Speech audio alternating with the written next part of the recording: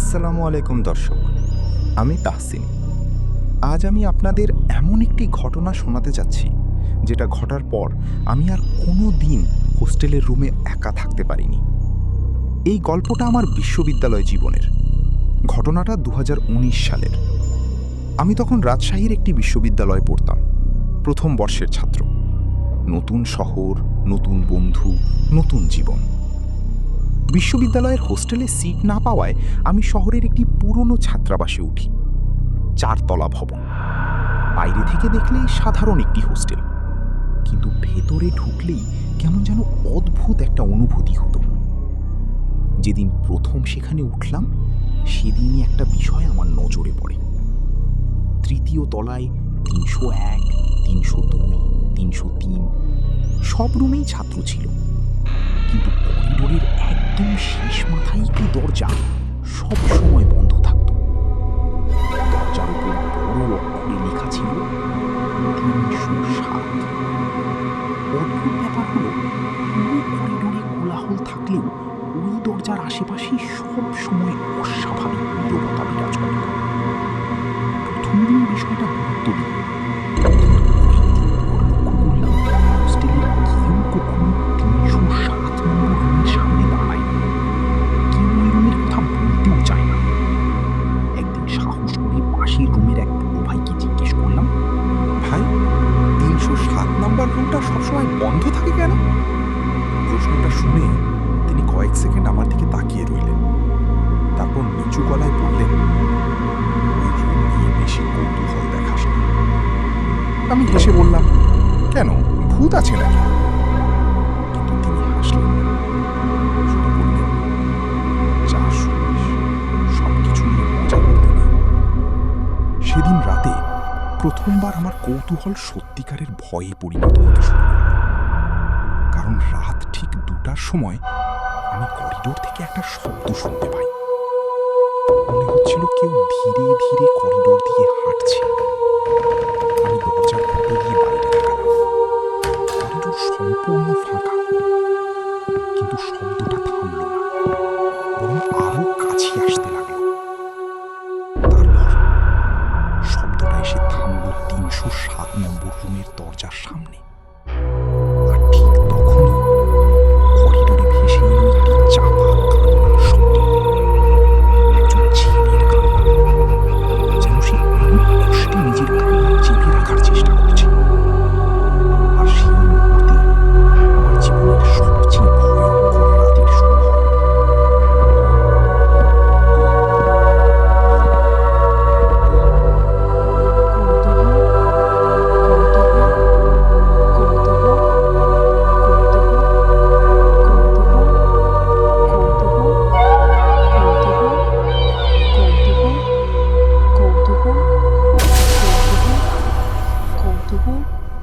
কৌতূহল, photo, photo, photo, photo, photo, photo, photo, photo. রাতের বাকি সময়টুকু আমি আর ঘুমাতে পারিনি। সকালে নাস্তার টেবিলে বসে আগের রাতের ঘটনাটা কয়েকজনকে বললাম, কিন্তু সবাই কেমন যেন চুপ হয়ে গেল। কেউ কিছু বলতে চাইল না। শুধু একজন সিনিয়র ভাই নিচু গলায় বললেন, রাত ২টার পর যদি কখনো ৩০৭ নম্বর রুম থেকে কান্নার শব্দ শুনিস, দরজা খুলে বাইরে যাস না। আমি জিজ্ঞেস করলাম, কেন? তিনি কিছুক্ষণ চুপ থেকে বললেন, কারণ ৩ বছর আগে রুম ৩০৭-এ থাকা একজন ছাত্র হঠাৎ নিখোঁজ হয়ে যায়। আমার কৌতূহল আরও বেড়ে গেল। নিখোঁজ মানে? এক রাতে সবাই ঘুমিয়েছিল। সকালে দেখা গেল ছেলেটা নেই, কিন্তু তার বিছানা, বই, ফোন সবকিছু রুমেই পড়ে আছে। পুলিশ এসেছিল, কিন্তু কোনো প্রমাণ পায়নি। আমি হেসে বললাম, এতে ভয়ের কি আছে? ভাইটা আমার দিকে তাকিয়ে বললেন, ভয়ের বিষয়টা পরে শুরু হয়। নিখোঁজ হওয়ার ১ সপ্তাহ পর রাত ২টায় ৩০৭ নম্বর রুমের ভেতর থেকে দরজায় ধাক্কার শব্দ শোনা যায়। আমার শরীর কেঁপে উঠল। তারপর থেকে মাঝে মাঝে কান্নার শব্দ শোনা যায়। সেদিন সারাদিন আমার মাথায় শুধু ৩০৭ নম্বর রুম ঘুরছিল। রাতে সেই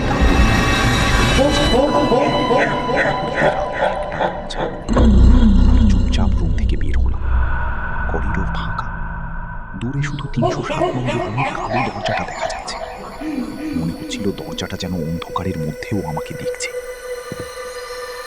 রাতের বাকি সময়টুকু জাঙ্কু বিনা রাত 2টো বাজে। প্রথমে কিছুই হলো না, তারপর আবার সেই পায়ের শব্দ। কিন্তু এবার শব্দটা করিডোরের শেষ মাথা থেকে নয়, 307 নম্বর রুমের ভেতর থেকে আসছে। আমার বুকের ভেতর ধুকপুক শুরু হয়ে গেল। হঠাৎ দরজার ওপাশ থেকে কেউ খুব আস্তে বলল, আমি চলে গেলাম। স্পষ্ট শুনেছি কেউ একজন সাহায্য চাইছে। তারপর আবার পুরোটা একজন যুবক। মনে হচ্ছিল সে অনেক কষ্টে কথা বলছে। ভেতরে সত্যিই কেউ আছে। ধীরে ধীরে দরজার কাছে এগিয়ে গেলাম। আর ঠিক তখন দরজার নিচে একটা ছায়া শব্দ, যেন কেউ ভেতর থেকে হেঁটে গেল। আমার বিশ্বাস বন্ধ হয়ে আসছে। কৌতূহল তখন ভয়ের চেয়েও দরজার হাতল স্পর্শ করলাম। আর অবাক হয়ে দেখলাম দরজাটা তালাবদ্ধ নয়।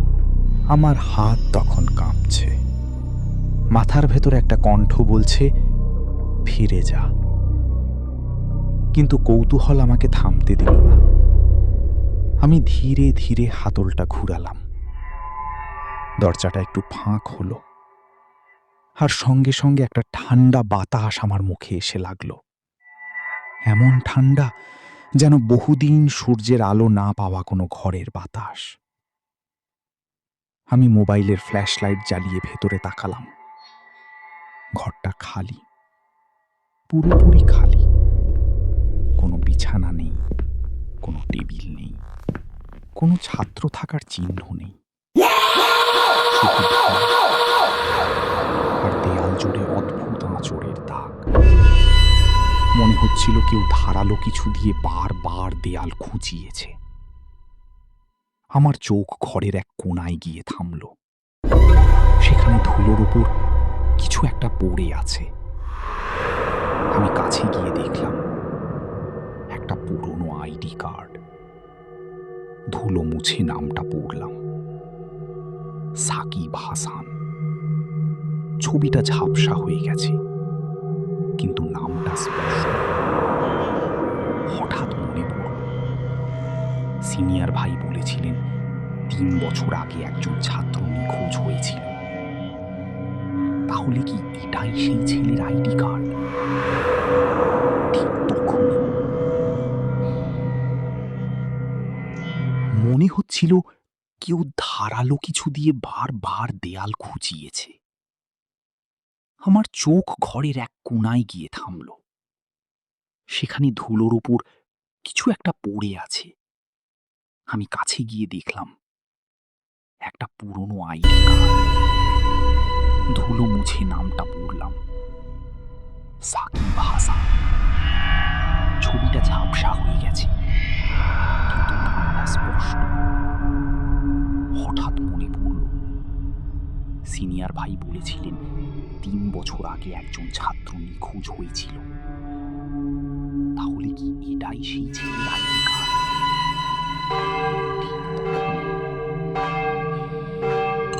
আমার পেছনে দরজাটা ধীরে ধীরে বন্ধ হয়ে গেল। আমি চমকে উঠলাম, দ্রুত ঘুরে দাঁড়ালাম। দরজা বন্ধ, পুরো ঘর অন্ধকার। মোবাইলের আলো কাঁপছে। আমার বুকের ভেতর ধুকপুকানি এত জোরে হচ্ছিল যে মনে হচ্ছিল বাইরে থেকেও শোনা যাবে। তারপর আমি একটা শব্দ শুনলাম ঘরের ভেতর থেকেই, যেন কেউ মুখ দিয়ে মেঝে আঁচড়াচ্ছে। শব্দটা আসছিল আমার ডান পাশের দেয়াল থেকে। আমি আলো ফেললাম, কিছু না। কিন্তু শব্দটা থামল না, বরং আরো কাছে আসতে লাগলো। হঠাৎ আলো গিয়ে পড়ল দেয়ালের উপর, আর তখন আমার শরীরের সমস্ত রক্ত যেন জমে গেল। দেয়ালে বড় বড় অক্ষরে কিছু লেখা। মনে হচ্ছিল নখ দিয়ে লেখা হয়েছে। সেখানে লেখা, দরজা খুলিস না, ও এখনো এখানে আছে। আর তার নিচে আমি বের হতে পারিনি। আমার হাত থেকে প্রায় ফোন পড়ে যাচ্ছিল। ঠিক তখনই ঘরের একদম অন্ধকার কোণা থেকে একটা চাপা হাসির শব্দ ভেসে এলো। আমি ধীরে ধীরে আলোটা সেই দিকে ঘোরালাম, আর যা দেখলাম সেটা আজও ভুলতে পারিনি।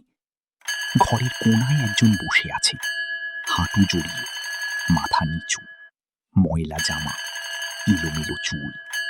প্রথমে মনে হলো একজন মানুষ, কিন্তু তারপর সে ধীরে ধীরে মাথা তুলল, আর আমি দেখলাম তার চোখ দুটো নেই, শুধু কালো ফাঁকা গর্ত, আর তার ঠোঁটে একটা অস্বাভাবিক হাসি।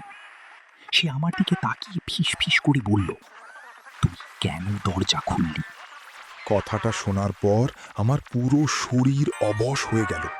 আমি চিৎকার করে দরজার দিকে দৌড় দিলাম, কিন্তু দরজা খুলল না। মনে হচ্ছিল বাইরে থেকে কেউ শক্ত করে ধরে রেখেছে। পিছন থেকে আবার সেই কণ্ঠ ভেসে এলো, আমিও তোর মতোই এসেছিলাম, সবাই আমাকে বারণ করেছিল, কিন্তু আমি শুনিনি। আমার বুকের ভেতরটা কেঁপে উঠল। সাকিব, এ কি সেই নিখোঁজ ছাত্র? আমি ধীরে ধীরে পিছনে তাকালাম। সে তখনও কোণায় বসে আছে, কিন্তু এবার তার হাসিটা আরো বড় হয়ে গেছে। হঠাৎ পুরো ঘরের বাতাস ভারী হয়ে উঠল। মনে হচ্ছিল ঘরের ভেতর আমরা দুজন না, আরো কেউ আছে, অনেকেই আছে। আমি চারদিকে আলো ফেললাম, আর তখন দেখলাম দেয়ালের পাশে অস্পষ্ট কিছু ছায়া দাঁড়িয়ে আছে। একটা, দুইটা, তিনটা, তারপর গুনে শেষ করতে পারলাম না। মনে হচ্ছিল অন্ধকারের মধ্যে অনেকগুলো মানুষ দাঁড়িয়ে আমাকে দেখছে, কিন্তু তাদের কারো মুখ দেখা যাচ্ছে না। হঠাৎ আমার মোবাইলের আলো নিভে গেল, পুরো ঘর অন্ধকার। সেই অন্ধকারের মধ্যে শত শত ফিস ফিস শব্দ ভেসে এলো, থেকে যা, থেকে যা, থেকে যা। কাঁদছে। ঠিক তখনই বাইরে থেকে ফজরের আজান শোনা গেল। আল্লাহু আকবার। আজানের প্রথম ধ্বনি শোনা মাত্র ঘরের সব শব্দ থেমে গেল। 1 সেকেন্ড, 2 সেকেন্ড। দরজাটা নিজে থেকেই খুলে গেল। আমি আর এক মুহূর্তও দাঁড়াইনি। দৌড়ে করিডোর পার হয়ে নিজের রুমে চলে এলাম। সেদিন সকালেই আমি হোস্টেল ছেড়ে দিই। পরে জানতে পারি 307 নম্বর রুমে শুধু সাকিব, তারও আগে আরও কয়েকজন ছাত্র অস্বাভাবিক ঘটনার শিকার হয়েছিল। তাই বহু বছর আগে রুমটা বন্ধ করে দেওয়া হয়। কিন্তু সবচেয়ে ভয়ঙ্কর বিষয়টা আমি জানতে পারি আরও পরে। হোস্টেল ছাড়ার কয়েক মাস পর এক সিনিয়র ভাই ফোন করে আমাকে বলেছিলেন, তুই যেদিন 307 নম্বর রুমে ঢুকেছিলি, সেদিন রাতে পুরো ভবনের সিসিটিভি ফুটেজ দেখা হয়েছিল। আমি জিজ্ঞেস করলাম, তারপর? কয়েক সেকেন্ড চুপ থেকে তিনি বললেন, ফুটেজে দেখা গেছে তুই একাই করিডোরে দাঁড়িয়েছিলি। তুই যেদিকে তাকিয়ে কথা বলছিলি সেদিকে কেউ ছিল না। আজও আমি জানি না সেদিন রাতে আসলে কি দেখেছিলাম, কিন্তু একটা বিষয় আমি নিশ্চিত জানি, পৃথিবীর সব বন্ধ দরজা খোলার জন্য কিছু দরজা বন্ধ থাকাই ভালো। আর যদি কোনোদিন কোনো পুরনো হোস্টেলের করিডোরে 307 নম্বর রুমে লেখা একটি দরজা দেখতে পাবো, তাহলে কৌতূহলবশত সেটি খোলার চেষ্টা করব, কারণ দরজার ওপাশে কি অপেক্ষা করছে সেটা হয়তো তুমি জানতেও চাইবে না। তো বন্ধুরা, আজকের হোস্টেলের 307 নম্বর রুম গল্পটি এখানেই শেষ। গল্পটি যদি আপনাদের ভালো লেগে থাকে তাহলে ভিডিওটিতে একটি লাইক দিন এবং রাত্রছায়া চ্যানেলটি সাবস্ক্রাইব করে পাশে থাকা বেল আইকনটি অন করে রাখুন। আর সবচেয়ে গুরুত্বপূর্ণ কথা, আপনার জীবনে যদি ঘটে থাকে কোনো ভয়ঙ্কর, রহস্যময় বা গা ছমছমে ঘটনা, তাহলে সেটা কমেন্টে বিস্তারিত লিখে যান। হতে পারে আপনার সেই অভিজ্ঞতাই হবে আমাদের পরবর্তী ভিডিওর গল্প। হ্যাঁ, ঠিকই শুনেছেন, আপনাদের পাঠানো সবচেয়ে ভয়ঙ্কর এবং রহস্যময় গল্প গল্পগুলো থেকে বাছাই করে আমি ভিডিও তৈরি করব এবং সেই গল্প সবার সামনে তুলে ধরব। তাই কমেন্টে লিখতে ভুলবেন না আপনার জীবনের সবচেয়ে ভয়ঙ্কর অভিজ্ঞতা কী ছিল। আজকের মতো বিদায় নিচ্ছি। সবাই ভালো থাকবেন, নিরাপদে থাকবেন, আর মনে রাখবেন কিছু দরজা বন্ধ থাকাই ভালো। আমি তাহসিন বিদায় নিচ্ছি। দেখা হবে পরবর্তী ভয়ঙ্কর গল্পে। আল্লাহ হাফেজ।